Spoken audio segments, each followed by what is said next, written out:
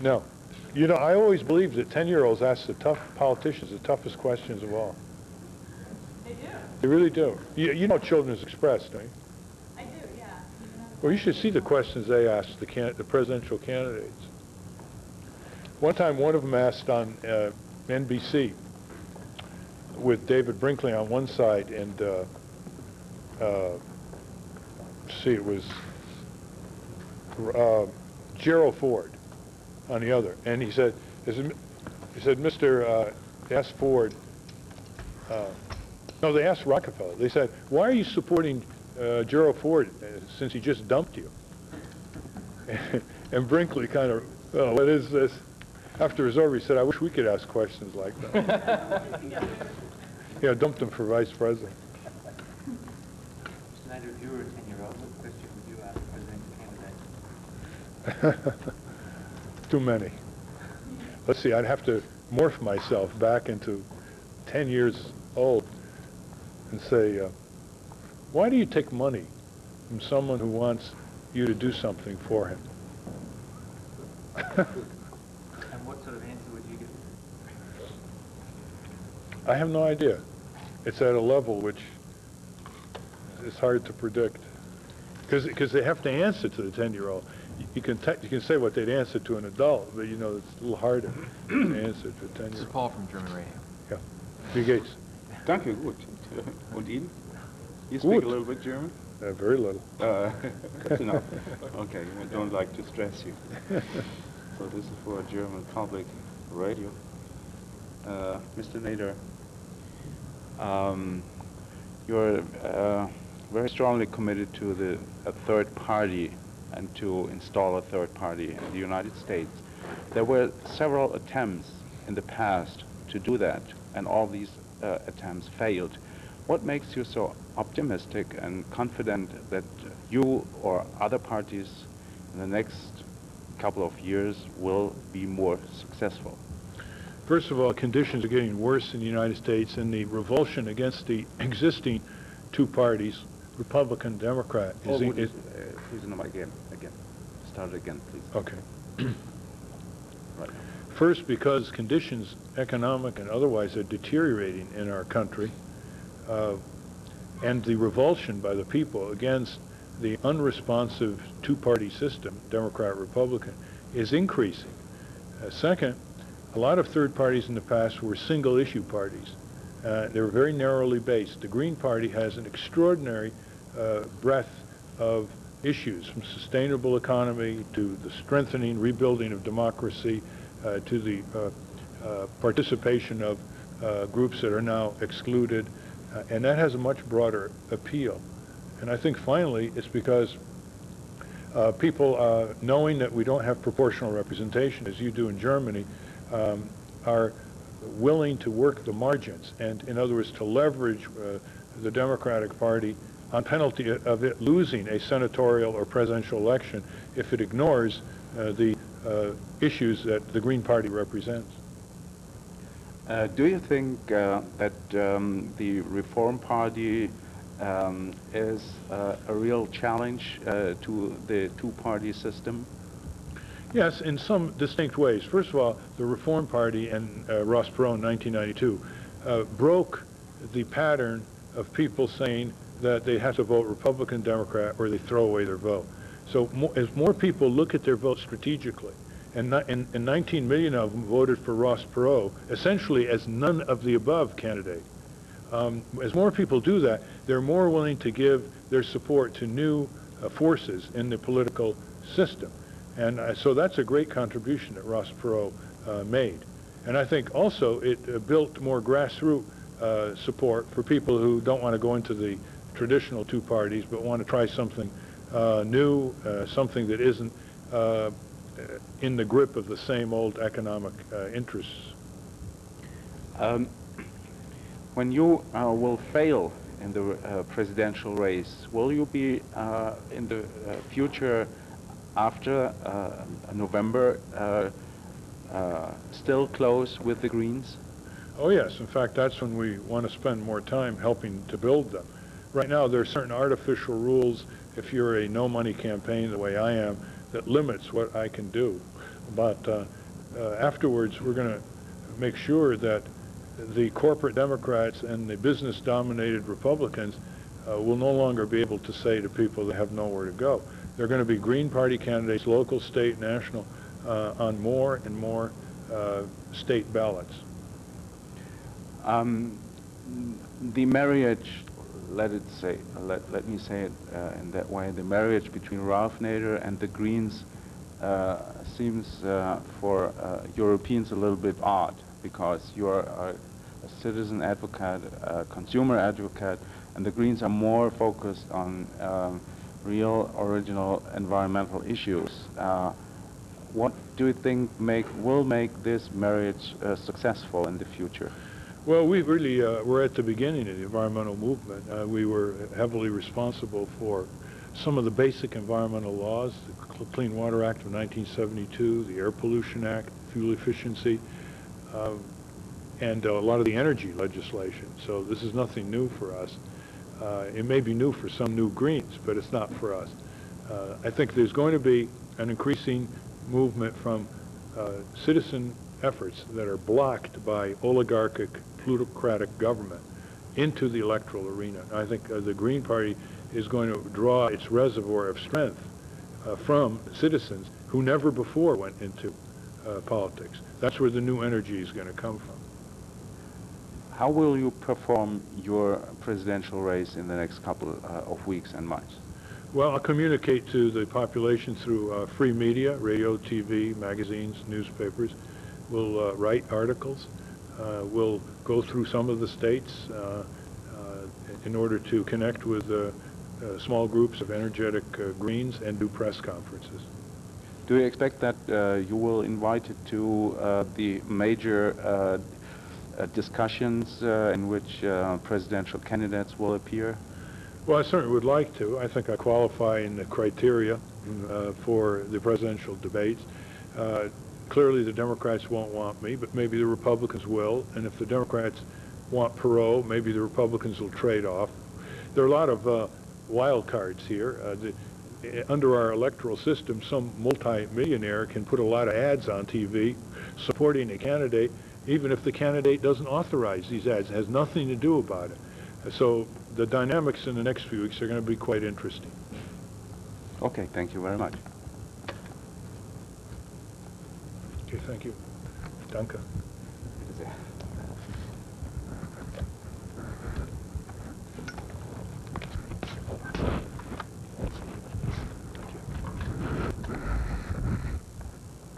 Anybody else? Who's next? Oh, he is? Yeah, he went to Valley Forge yesterday. Oh, because he called me. He said he's going to be here. I know, we were together. Yeah. So, That was quite a small turnout, huh, of Perot voters? yeah. 50,000 out of what? That's 1 million. I'm Robert Yeager from the LA Weekly. That's all they needed, Oh, Ralph. how are you? Come on. I'm just going to take a couple of shots of Okay. quickly. How many votes do you think Ross needed? Well, there must have been something wrong with the mailing. Huh? Could I just get you looking at what you think? I don't know what the problem. I think there's just kind of general decay. What do you think? I do. I think he'll be a lot less votes. Well, Of course, you know, you never can. you never can tell. $30 million of ads. $30 million of ads, it depends on the debates. Nice. He may surge. Yeah, but he never does well in debates. No. I think he's got a limited universe of votes to tell you. You know, very limited. But we'll see. Who knows? Okay. Oh, for your tapes? Okay, I'm Marc Cooper from The Nation magazine. It's both. We have a radio show that goes out to about 75 stations or so. A little bit smaller than Mr. Barsamian's empire. He's got the luck. That's quite a compliment. It is quite a compliment. Of course, we don't throw rocks through people's plate glass windows like David does, but just joking, David. You ready to go, Ralph? Mm-hmm. Okay. Ralph, you stuck your foot, you stuck your toe into the political waters in '92 and didn't go much deeper after New Hampshire. Why Why a greater commitment and why 96? Because citizen groups are being shut out of participating in their own government. Increasingly, it gets worse every 4 years as the corporate government takes over the political government. And we've got to have some measures for how a democracy deteriorates or how a democracy increases in its service to the population. And right now, the political system is nothing more than a toady of big business. Well, if you had to select 3 or 4 key points that are the essential points that you want to hammer home in these remaining weeks of the campaign, what would they be? That politics has got to deal with concentrated corporate power and its influence over the economy, the government, the environment, schools, you name it.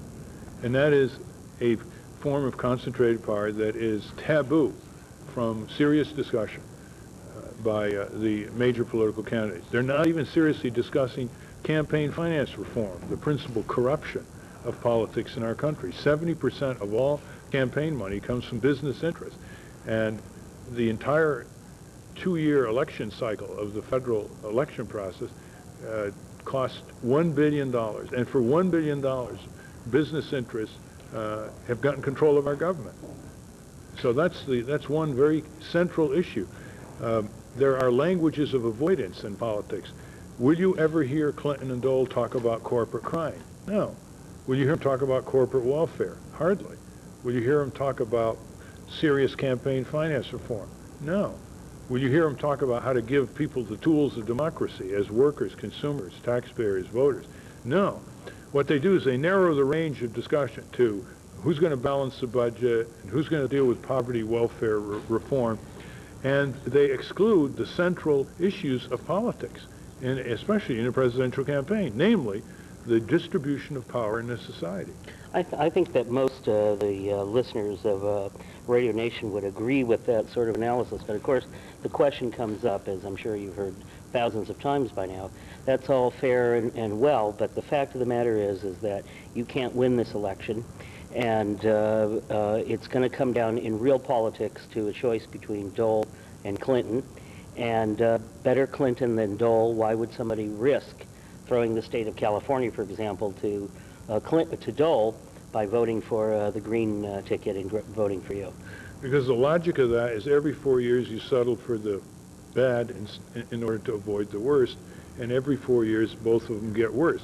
You know that Clinton today would not qualify as a Rockefeller Republican in 1970. Clinton today would make prior Democratic presidents blush with dismay.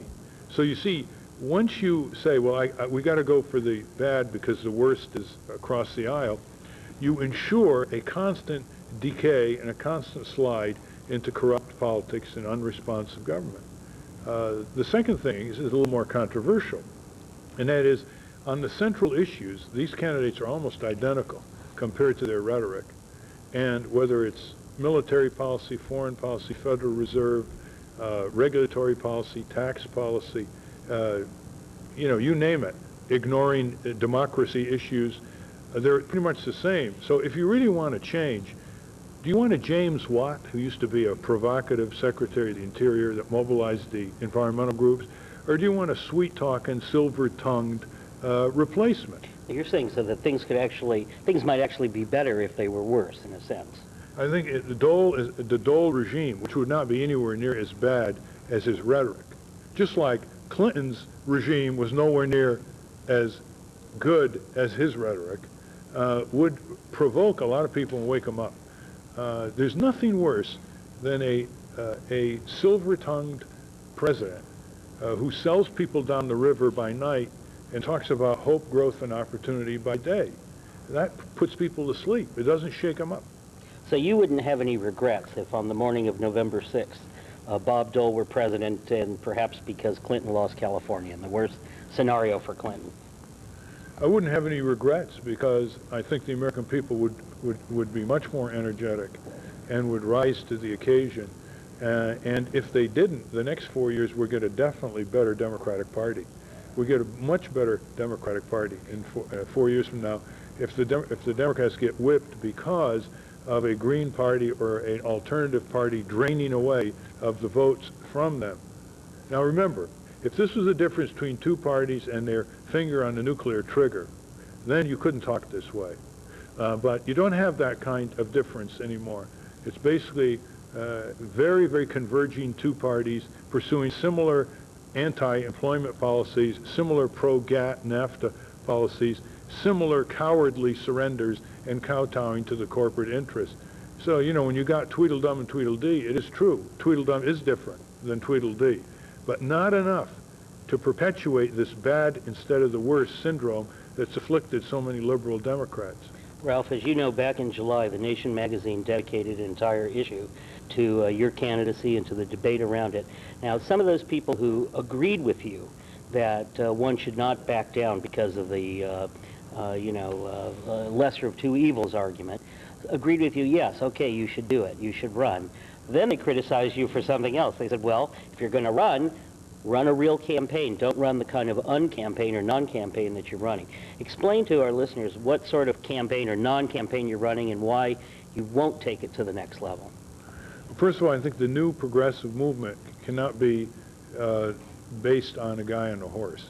I think that's very, very unstable, superficial, and it's a cop-out for people who really should roll up their own sleeves and become citizens of considerable significance in their own right, in their own community.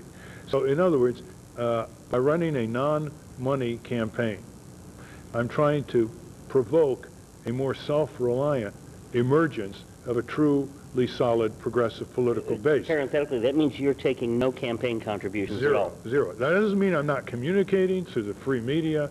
That doesn't mean I'm not writing, etc. It means that this is one campaign about which the question, who's financing you, can never be asked because the answer is nobody. What would be wrong with the sort of financing that Jerry Brown asked for in '92 and say, let's limit it to $100 in non-corporate, for example? Because when people remember the Jerry Brown campaign, what are they going to remember most? The 1-800 number and the trouble he had to try to get it on Tom Brokaw and so on. And forgotten was an exceptionally good political platform that he ran on.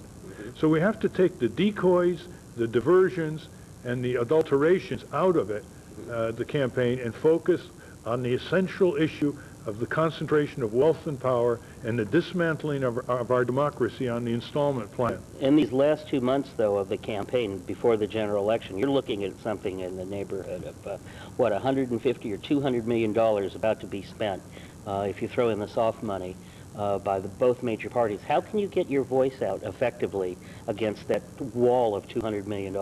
Makes it even more of a contrast, doesn't it? And the greater the contrast, the greater the visibility for people who want to look. I've been working 30 years all over the country. I've been in all the states many times. People know who I stand, what I stand for.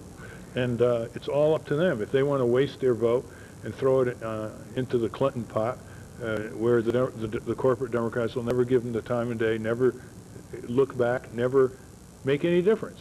If they want to really have an effect to their vote, they got to deny the vote from the politician that they most want to change, because politicians only understand denial of votes that are visibly aggregated rather than stay-at-home non-votes. Ralph, on the practical, real politic level, are you now trying actively to do whatever it's going to take, and you'll tell us what that is, to get a seat in the presidential debates? Yes. As a matter of fact, once the vice presidential That's really crucial, isn't it? once the vice presidential candidate is decided on, once in about 3 weeks, we'll see how many states my name is on the ballot by these independent petition drives. We'll make the proper representations and demands. Well, what's the estimate now, as we sit here today, of how many state ballots you're going to be on, and how many do you have to be on to get in the debates? Well, because I'm not connected with these petition drives, I can't speak authoritatively, but Mike Feinstein, who's in touch with people around the country, thinks it'll be as high as 30 states and more than a theoretical electoral college majority. Now, you need that, among other qualifications, to persuade the powers that be to put you on the presidential debates. Again, on the morning of November 6th, how do we measure whether or not this campaign has achieved any success? What's the measurement? Well, it won't be precinct offices with crushed coffee cups and Coke cans in the corner. This is an effort that's not going to leave footprints in the sand. There will be new Green parties in more states, like Connecticut, my home state. There'll be more people working on Green Party politics, and there'll be more people deciding to run for local, state, and national office.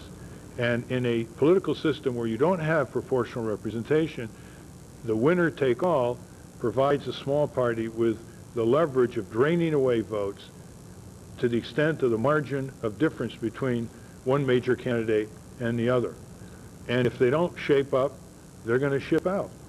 In your non-campaign travelings or your uncampaign travelings through the country, what feel do you get in terms of where you're pulling support from? Do you feel that your message is resonating among Democrats, primarily people who are disillusioned with Clinton or who were never with Clinton in the first place? First, people who are really disgusted with Clinton, disgusted in what he's done in not regulating health and safety, disgusted what he's just done on the welfare issue. I think second, there'll be people who are normally stay-at-homes because none of the candidates excite them. I think some young people who get the word this is going to be a political force that they can help create from the get-go will come out. Whatever it is, it's better than doing nothing. I mean, I wasn't that eager to accept a request to be on the ballot, but no one else in the progressive community stepped up. And Clinton didn't have any primary opponent. He's had an easy ride, and he's becoming more and more like the Republicans every day. And the proof of it is how many times Dole has to preface his remarks by saying, hey, now, I got to say this right away because if Clinton gets wind of it, he'll mimic me. He'll give the same speech.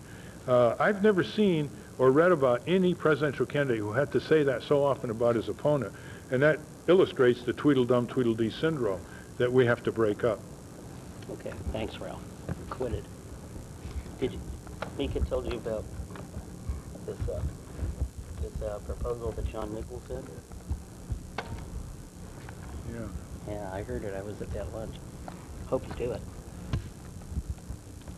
We'll come volunteer. Has he written it up? He will. Give him a call. I mean, we're trying to get it in the nation. Yeah, that would be good. There's a little bit of a fight there, but... Yeah, I know, editorially. So, Clinton really helped. Have him send me in some detail. He's going to. Clinton helped us out, though, on that. Welfare. Yeah, inside the nation. Sure. Kidding. Look at even the minimum wage. Yeah. He basically made the taxpayer pay for the minimum wage increase with all the tax cuts. Sure. That's how it works. Want a break or you want to keep going? No, go on. Good, Robinson Pacific, huh? I'll break down while she breaks up. Okay, hi, how are you, Nice Robert? meeting you. Can we put it over at the table? Is that possible? You would rather not do it here? Well, you wanna- because I have to extend my arm for the whole time. You don't have a mic? I do. Not I'll hold it. Okay.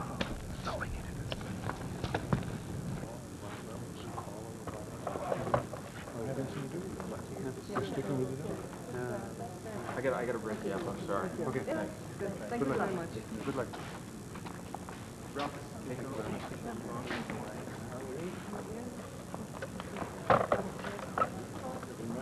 Yeah,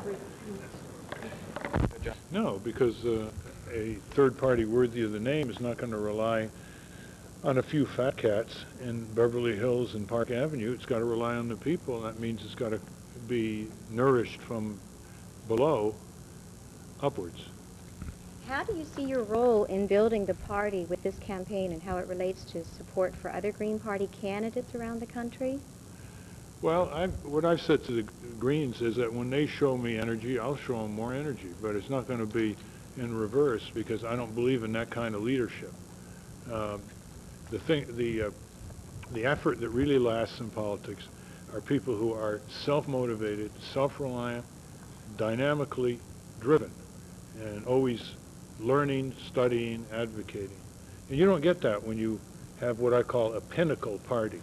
A pinnacle party doesn't leave footprints in the sand, and it's an illusion.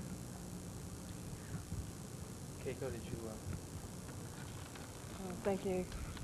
Well, I'm the first elected Green in America to win a elected official's position in a partisan race, and I've done it twice in Hawaii on a local level government seat, Hawai'i County Council, and then I became the chair in my second term, and now I'm running for mayor of the island of Hawaii.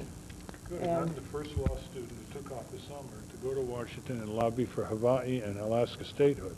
Great. Well, I don't know, some people in Hawaii wouldn't be too thrilled to hear that, but since I grew up in Hawaii when it became a state, thank you for doing that, because I know what the conditions were like in Hawaii prior to becoming a state, and especially the plantation conditions for people and the labor force there in Hawaii, so I appreciate that. But the question I have for you is, as probably the highest profile green elected official in America, and in Hawaii particularly during my mayor's race, I get the question continuously of your positioning at the national level, and the question is, are you taking this as a symbolic race for presidency, or are you seriously out to win? And I've been asked that question. I answer it in my interpretation, but I'd like to hear from your mouth how you've been addressing that question. Well, we're out to build, which means that you do the things necessary that go way beyond November, so that you have a process of aggregating the presence and the roots and the strength of the Green Party. You don't want to either generate illusion or reflect illusion.